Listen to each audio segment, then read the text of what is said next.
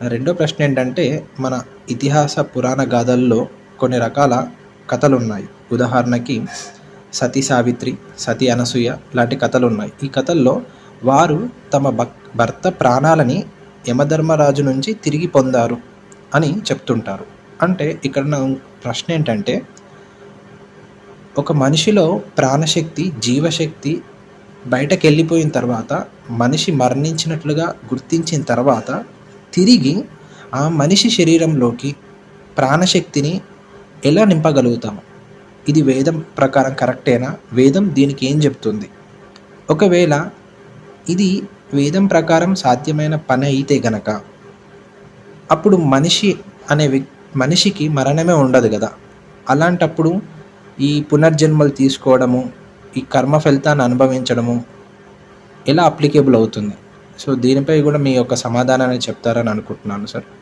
ఇప్పుడు ప్రశాంత్ గారి రెండో ప్రశ్న విన్నారు కదండి. అది ఎలా సాధ్యం అవుతుంది?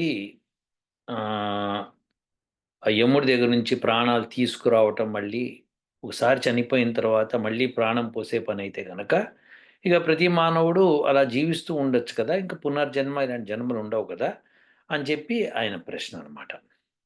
దానికి మనము సమాధానం చెప్పుకుందాం. ఇప్పుడు ఈ సతీ సావిత్రి అన్న ఆవిడ యముడిని అడిగి యముడితో పోట్లాడి తన భర్త ప్రాణాలు నిలబెట్టింది. ఇది మనకి కథ. ఇది సత్యమా అసత్యమా అంటే సత్యమే. ఎందుకు అంటే సాధ్యమండి. అలా జీవము జీవి శరీరంలో అలా శరీరం కనుక దహనం చేయకుండా ఉంచితే 12 రోజులు అలానే ఉంటాడు లోపల. నేను వీడియోలో చెప్పాను. పాము కుబుసం విడవడానికి ఎంత సమయం పడుతుందో అంత సమయం జీవుడు శరీరంలో ఉంటాడు. ఇది వాస్తవం. ఇది వేద మంత్రం కూడా చూపించాను ఆ రోజు నేను. సో, ఆ వీడియో మీరు వెతికితే దొరుకుతుంది. అలానే ఈ శరీరంలో జీవుడు ఇంకా ఉంటాడనమాట. సో, ఉన్నప్పుడు ప్రాణాపానాల్ని గనక తిరిగి పొందింప చేయగలిగితే ఆ జీవుడు బతుకుతాడు. అది.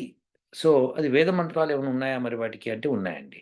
కాబట్టి అవి చూపిస్తానిప్పుడు నేను. కానీ మనకి తెలవాల్సిందేంటంటే ఇది సాధ్యమా అంటే సాధ్యమే. మరి ఆవిడికి సాధ్యమా? ఇంకెవరికన్నా సాధ్యమా అంటే అలా ధర్మం తప్పకుండా ఉండే మనుషులకు అది సాధ్యం.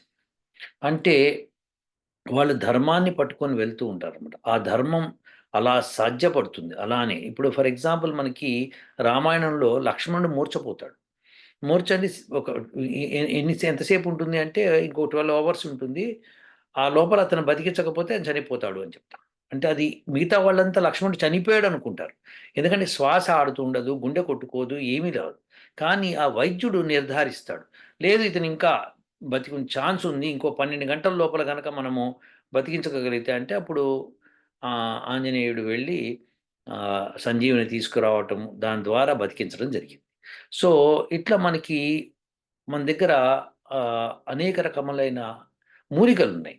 వాటి ద్వారా వైద్యుడు నిర్ధారణ చేసి చెప్పుకోవాలన్నమాట. సతీ సావిత్రి అన్న ఆవిడ బహుశా, బహుశా నాకు తెలీదు కానీ ఆవిడ అయ్యుండొచ్చు. వైద్యురాలయ్యుండొచ్చు. ఆమెకి తెలిసుండొచ్చు ఈ విషయం. ఎలా బతికించొచ్చు ఒక మనిషిని అని ఆమెకి తెలిసుండొచ్చు. ఆమె నిష్ఠాగరిష్ఠురాలు. కాబట్టి తను అనుకుంటే సత్యం అవుతుంది. దానికో మంత్రం ఉంది మనకి.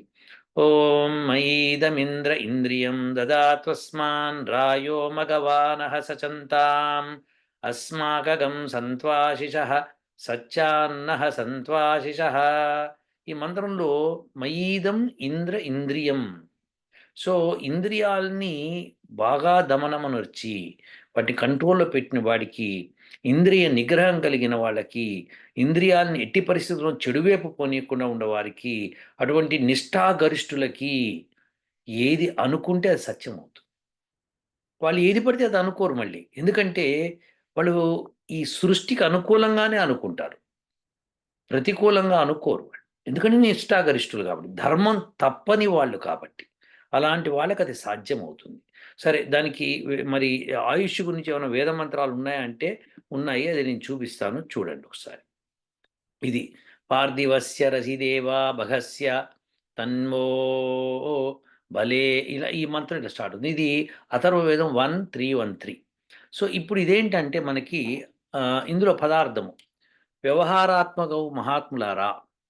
సో పార్థివస్య రసే దేవా భగస్య తన్వో భలే ఆయుష్యమస్మా అగ్ని సూర్యో వర్చ ఆధాద్ బృహస్పతి.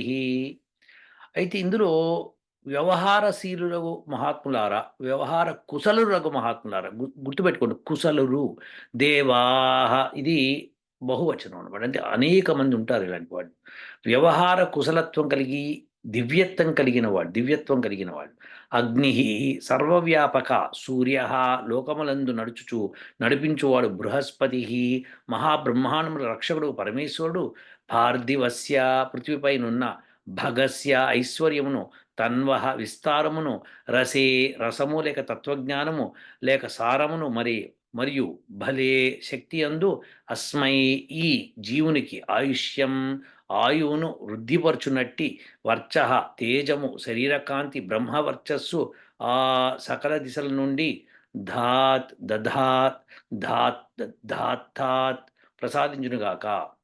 సో ఇది ఈ మంత్రంలో మనం తెలుసుకోవాల్సింది ఏంటంటే, ఇక్కడ అగ్ని, సూర్యుడు, బృహస్పతి, పార్థివస్య, భగస్య ఇలాంటి పదాలన్నిటినీ ఉపయోగించుకొని వాటికి సంబంధించినటువంటి మనము ఆ తత్వాన్ని తీసుకుంటే కనుక ఆయుష్యమస్మా, ఆయుష్ పెరుగుతుంది జీవుడికి అని చెప్తాం.